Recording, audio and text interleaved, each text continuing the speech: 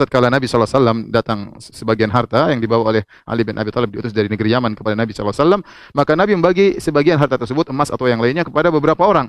Maka tatkala Nabi beberapa orang saja, ada sebagian yang protes. Dia mengatakan, nahnu ahakku, kami lebih berhak daripada mereka. Kenapa kami tidak diberi, kok mereka diberi? Maka Nabi SAW kemudian mengatakan perkataan ini, ala ta'manuni wa ana aminu man fis sama. Kenapa kalian tidak percaya kepadaku? Sementara aku kepercayaan zat yang di langit. Ini jadi perhatikan di sini, zat yang di langit. Maksudnya di atas ya, maksudnya di atas langit. Seperti fasiru fil ardi, berjalanlah di bumi, bukan maksudnya dalam kaki dalam bumi, tidak, tapi di atas bumi. Jadi kalau perkataan fis sama, asama ini bisa diartikan dua.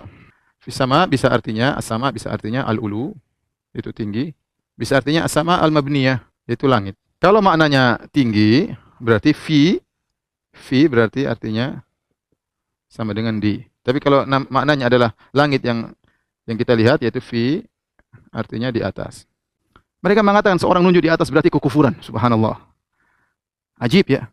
Kita sedang bicarakan hadis, bicarakan ayat, dan sangat logis ya. Kemudian mereka mengatakan, ada orang mengatakan Allah di atas, tunjuk ke atas itu adalah kekufuran ya. Padahal Nabi mengatakan Allah di atas, dan Nabi juga menunjuk ke atas ya. Tadi asar Ibnu Umar pun demikian ya.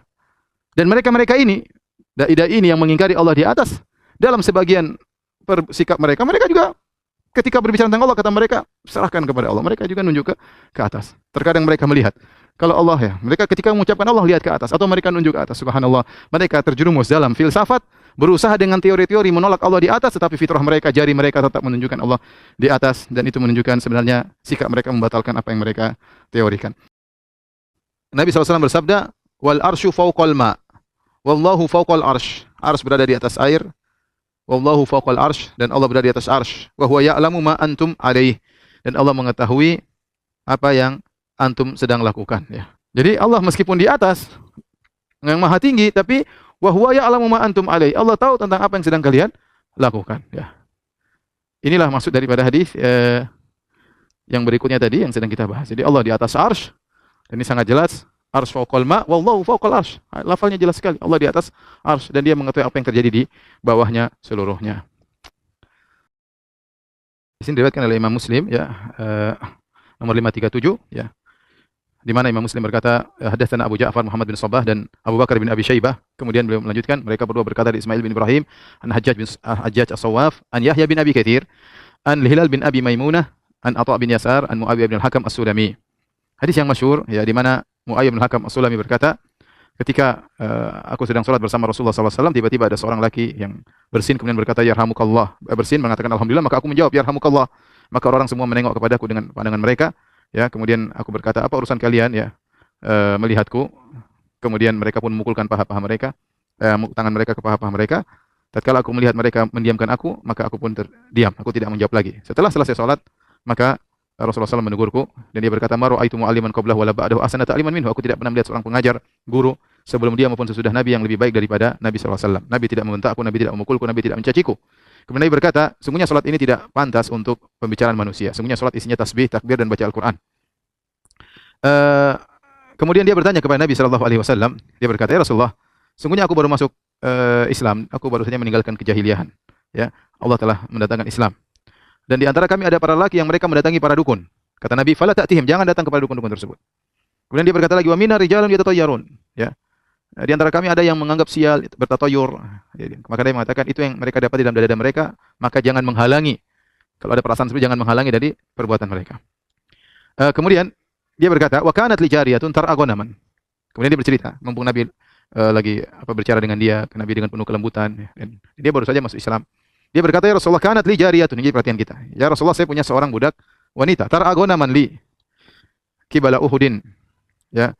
Dia menggembalakan kambing di daerah Gunung Uhud ya.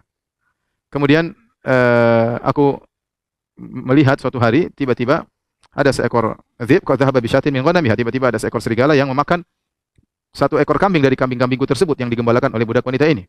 Wa ana rajulun bani Adam. Dan aku adalah seorang laki dari Bani Adam, dari keturunan Adam alaihissalam. Asifun kama yasafun, aku marah sebagaimana orang-orang lain juga marah. Walakinni sokaktuha sakkatan, tapi aku menamparnya atau aku mukulnya. Fa ataitu Rasulullah sallallahu alaihi wasallam fa adzama dzalika alayya. Maka aku pun mengabarkan ini kepada Nabi. Nabi menganggap ini perkara besar. Maka aku berkata, ya Rasulullah, afala u'tikuha? Ya Rasulullah, bolehkah? Apakah sebaiknya aku memerdekakan budak ini? Karena sudah aku pukul, sudah aku tampar. Kata Nabi, i'tini biha. Datangkanlah budak wanita tersebut kepadaku. Fa'ataituhu biha, maka aku pun mendatangkan budak wanita tersebut kepada Nabi. Faqala laha, maka Nabi berkata, perhatian di sini. Aina Allah, di mana Allah?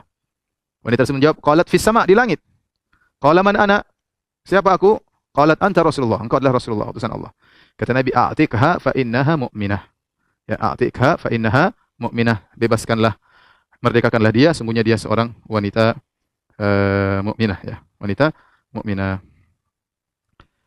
Taib, hadis ini ya, saya hadis ini ya, jelas sekali hadis ini adalah hadis yang dipegang oleh Ahlussunnah wal Jamaah, sangat tegas. Nabi bertanya di mana Allah, dan wanita itu menjawab di langit, ya. Bagaimana ahlul bidah atau orang-orang penolak sifat menghadapi hadis ini? Dua metode yang mereka lakukan. Pertama, mereka metode mentakwil, dan ini adalah orang-orang terdahulu mereka, ya. Dan muncul di zaman mutaakhirin, zaman sekarang, ulama kontemporer yang kemudian mencoba mendhaifkan hadis ini. Di antaranya Al-Kautsari, kemudian Al-Gumari, kemudian diikuti oleh Hasan Saqaf, diikuti oleh sebagian dai di tanah air, ya.